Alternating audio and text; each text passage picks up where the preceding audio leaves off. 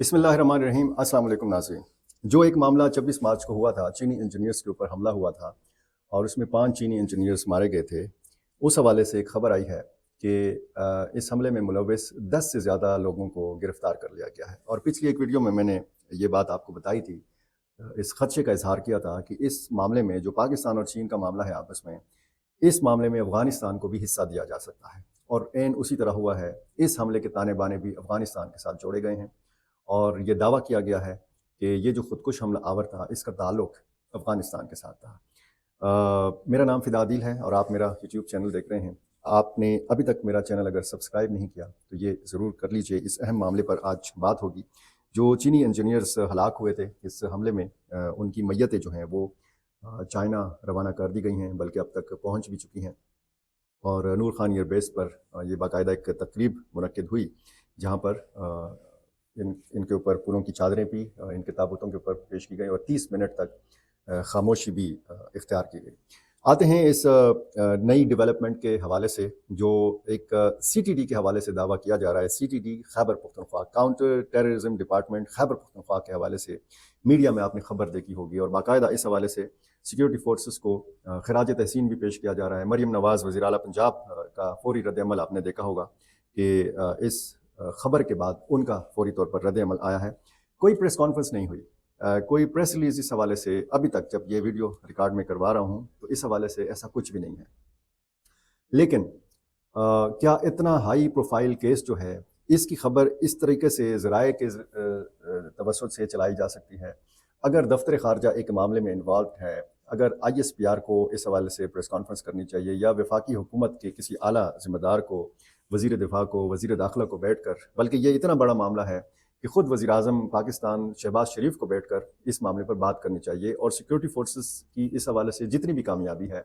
वो कौम के सामने, मीडिया के सामने इस तरीके से पेश करना चाहिए। और साथ में चीनी हुकाम भी बैठे हुए हों, चीनी जो वज़ीर ख़ारजा हैं वो भी बैठे हुए हों, लेकिन इस तरीके की सूरत हाल फ़िलहाल नहीं है। मैं आपको ये दावा बता देता हूँ कि इस हवाले से CTD का दावा जो इस वक्त मीडिया पे चल रहा है वो है क्या।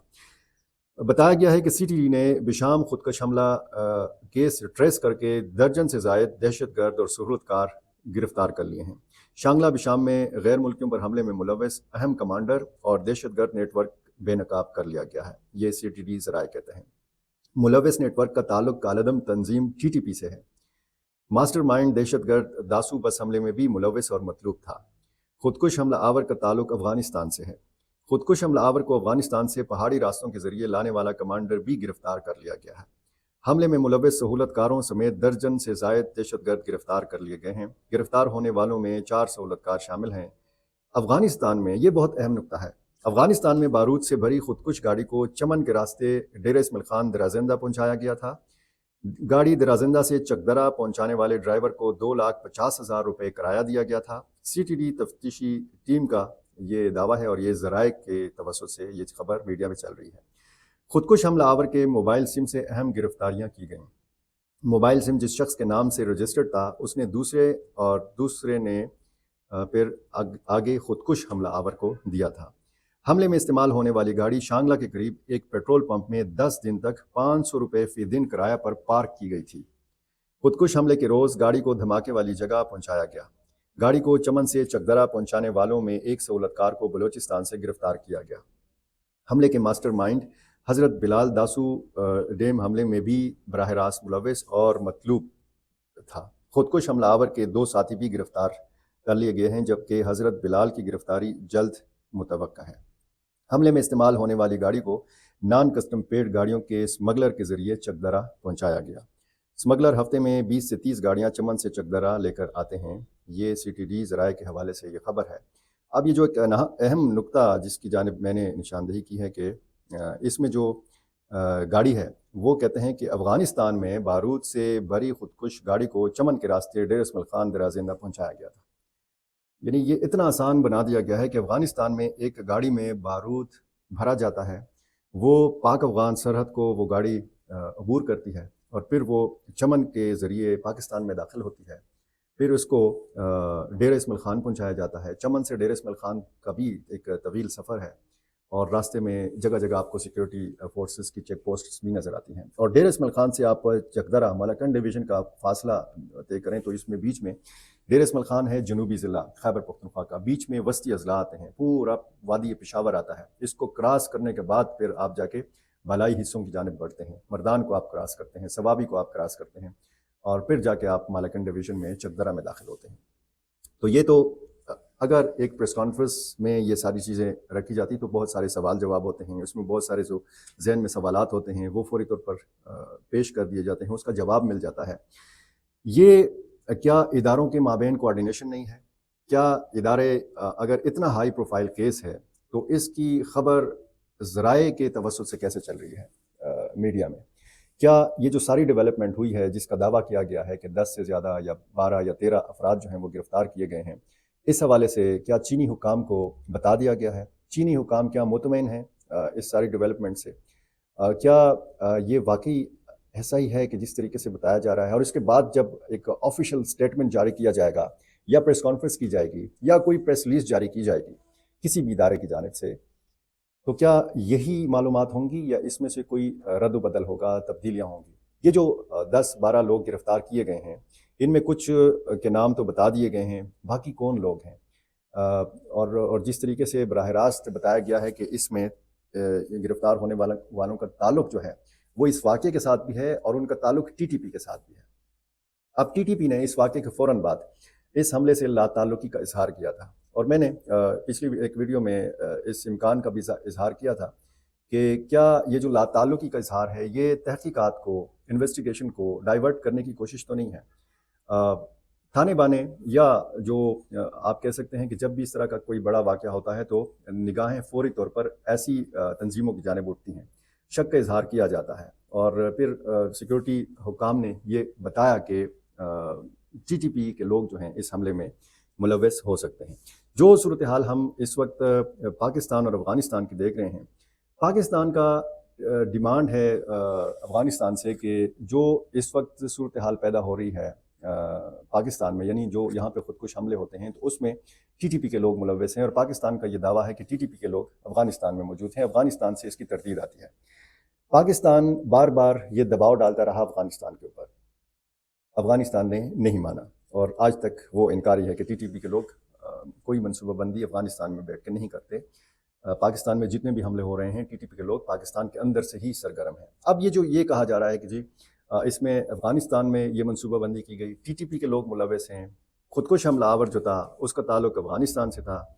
تو یہ بہت ساری چیزیں اس جانب نشاندہی کرتی ہیں کہ پہلے دباؤ تھا صرف پاکستان کا افغانستان کے اوپر، اب دباؤ ڈالا جائے گا چین کی طرف سے بھی. اگر چینی حکام یہ مان لیتے ہیں کہ جی پاکستان کی جو سی ٹی ڈی ہے اس کا دعویٰ درست ہے، واقعی ایسا ہی ہے، واقعی انہوں نے سہولت کاروں کو گرفتار کیا ہے، واقعی انہوں نے 10 12 15 جتنے بھی لوگ ہیں وہ گرفتار کیے ہیں، ان کو جب میڈیا کے سامنے پیش کیا جائے گا، اور یہ سوال بھی ہے کہ کیا ان کو گرفتار ہونے والوں کو میڈیا کے سامنے پیش کیا بھی جائے گا یا نہیں کیا جائے گا. بہرحال اپنی ایک طریقہ کار ہے یہاں پر انویسٹیگیشن کا، اور جتنا بھی جب سے یہ واقعہ ہوا ہے 26 مارچ سے انتہائی سنجیدگی سے کوششیں بھی ہو رہی ہیں، اور بہت زیادہ پریشر تھا خیبر پختونخوا حکومت کے اوپر بھی، اور خیبر پختونخوا کی پولیس کے اوپر بھی، اور خیبر پختونخوا کی خصوصاً سی ٹی ڈی کے اوپر بھی. اور آپ کو پتہ ہے وزیر داخلہ محسن نقوی جب پشاور آئے تھے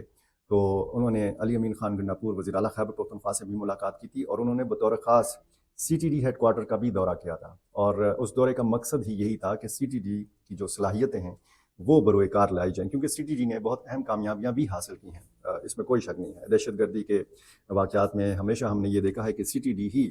آگے آگے رہتی ہے. جتنے بھی ٹارگٹ کلنگ کے واقعات ہوتے ہیں تو اس میں جب قاتلوں کو پکڑا جاتا ہے، ملزمان کو پکڑا جاتا ہے، تو اس میں بنیادی کردار سی ٹی ڈی کا ہوتا ہے. اب جو افغانستان کا معاملہ بیچ میں سے آیا ہے اور افغانستان کے انوالومنٹ کی بات ہو رہی ہے، تو دو طرفہ پریشر اب آئے گا افغان طالبان کے اوپر. اگر چینی حکومت یہ مان لیتی ہے کہ ہاں پاکستانی اداروں کی جو تحقیقات ہیں وہ درست ہیں، سی ٹی ڈی کے جو دعوے ہیں وہ درست ہیں، تو پھر چین کا رخ افغانستان کی جانب ہو سکتا ہے. افغانستان سے یہ مطالبہ چین کی طرف سے ہو سکتا ہے کہ جی آپ اس قسم کے جو دہشت گرد تنظیموں کے لوگ ہیں ان کو روکیں، ان کو پاکستان میں ہونے والے جو حملے ہیں ان میں روکیں. اب یہ کچھ مبصرین نے یہ بھی کہا تھا کہ یہ جو چینی انجینئرز کے اوپر حملہ ہوا ہے یہ پاکستان کے لیے ایک موقع بھی ہے، ایک ایسا موقع کہ جس کو وہ بروئے کار لا سکتا ہے، کہ جس سے وہ فائدہ اٹھا سکتا ہے۔ افغانستان کی حکومت پر، طالبان کے اوپر مزید پریشر ڈالا جا سکتا ہے کہ جی آپ کے جو چینی انجینئرز ہیں پاکستان میں جو کام کرتے ہیں وہ تو ان دہشت گردوں سے پاکستان کے اندر محفوظ نہیں ہیں، پاکستانی بھی محفوظ نہیں ہیں، آپ کے چینی انجینئرز بھی محفوظ نہیں ہیں، اور یہ وہ لوگ ہیں جو افغانستان میں پلاننگ کرتے ہیں، افغانستان میں موجود ہیں، افغانستان سے ان کی سہولت کاری ہوتی ہے۔ اب اس دعوے میں جو میں نے آپ کو کہا کہ ایک بارود بری گاڑی جو ہے افغانستان میں اس میں بارود بھرا جاتا ہے، وہ باقاعدہ بارود لے کر مختلف راستوں سے گزرتی ہے، ایک جگہ پہ وہ 10 دن رکتی ہے، 500 روپے پر ڈے اس کا کرایہ ادا کیا جاتا ہے، اور پیٹرول پمپ کے جو مالکان ہیں ان کو شاید پتہ نہیں چلتا کہ یہ گاڑی کس مقصد کے لیے 10 دن تک ادھر ٹھہرائی گئی ہے، روکی گئی ہے، پارک کی گئی ہے، اور 500 روپے ڈیلی اس کا کرایہ وصول کیا جا رہا ہے۔ اب کیس بہت اہم ہے، ہائی پروفائل کیس ہے، اس میں متعلقہ جس پیٹرول پمپ کا ذکر کیا گیا ہے یہاں سے بھی اچھی خاصی ٹھیک ٹھاک معلومات مل سکتی ہیں، اور جس طریقے سے جدید ٹیکنالوجی کا استعمال کیا جاتا ہے ایسے کیسز کو ٹریس کرنے کے حوالے سے، تو وہ بھی ضرور کیا ہوگا کیونکہ موبائل سم کا بھی اس میں ذکر ہے۔ جو چائنیز انجینئر قتل ہوئے تھے اس حملے میں، مارے گئے تھے 26 مارچ کے واقعے میں، ان کی میتیں چین روانہ کر دی گئی ہیں، اور باقاعدہ اس حوالے سے ایک تقریب منعقد ہوئی راولپنڈی میں نور خان ایئر بیس کے اوپر، اور یہاں پر ان کی تابوتوں کے اوپر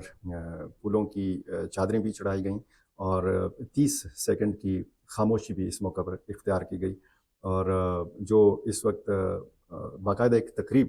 تھی، یہ پھول رکھنے کی تقریب تھی، اور ایک بیان میں یہ کہا گیا ہے کہ پاکستان دہشت گردی کے اس گھناؤنے فعل کی شدید مذمت کرتا ہے، اور دہشت گردوں اور ان کے سہولتکاروں کو انصاف کے کٹہرے میں لانے کے لیے تمام ضروری اقدامات پاکستان کرے گا۔ صدر پاکستان، وزیر اعظم Pakistan, chairman joint chief of staff committee, chief of army staff اور چیف آف ایئر اسٹاف کی جانب سے اس موقع پر ان چینی انجینئرز کی میتوں کے اوپر پھول رکھے گئے۔ یہ تازہ ترین صورتحال ہے، اور اس حوالے سے کیا نئی ڈیولپمنٹس سامنے آتی ہیں، کیا اس میں مزید دعوے سامنے آتے ہیں، اس حوالے سے جو پاکستانی حکام کا دعویٰ ہے جو ذرائع سے چل رہا ہے، افغان حکومت کا کیا رد عمل ہوگا، افغانستان کی حکومت کیا اس پر رد عمل دے گی، اور اگر وہ رد عمل دے گی تو ظاہر ہے کہ وہ پاکستان کو رد عمل دے گی، اور اگر چینی حکام نے مان لیا کہ جی پاکستانی حکام کا دعویٰ درست ہے اور ہمیں اعتبار ہے پاکستان کی تحقیقات کے اوپر، تو پھر چین کا جو دباؤ ہے وہ افغانستان کے طالبان کے اوپر پڑے گا، اور پھر اگر طالبان کی طرف سے رد عمل آئے گا تو پھر ظاہر ہے کہ وہ رد عمل صرف پاکستان کے لیے نہیں ہوگا، وہ پھر چین کے لیے بھی ہوگا۔ اب بڑا محتاط رویہ ہوگا افغان طالبان کا اس حوالے سے، اور ایک بنیادی اہم نقطہ یہ ہے کہ چین کی اپنی تحقیقاتی ٹیم جو ہے وہ بھی پاکستان آئی، اس ٹیم نے باقاعدہ اس سائٹ کا، اس جائے حادثہ کا، جہاں پہ حملہ ہوا بشام میں، لاہور نالہ اس کو کہتے ہیں، شانگلہ ڈسٹرکٹ میں،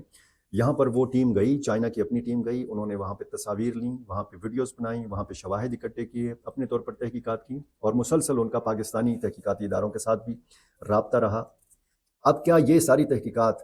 مشترکہ طور پر ہوئی ہیں؟ کیا پاکستانی اداروں نے اکیلے یہ تحقیقات کی ہیں؟ کیا اب اگر یہ مشترکہ ہیں تو پھر تو ظاہر ہے کہ اطمینان والا جو ایک نقطہ ہے وہ بنتا ہے، اور اگر یہ اکیلے پاکستانی اداروں نے کی ہے تو کیا سوال ابھی تک برقرار ہے کہ چینی حکام ان تحقیقات سے مطمئن ہے،